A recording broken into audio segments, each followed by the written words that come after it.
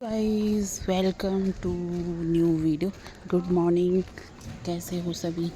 तो सारे बच्चे जा रहे हैं स्कूल और मैं जा रही हूँ ड्यूटी पैदल।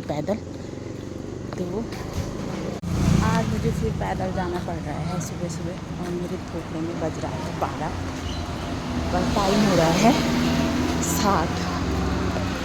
भाई क्या ज़िंदगी है यार, सुबह उठो, झोला पकड़ो और काम पे चले जाओ, कुछ भी नहीं है भाई।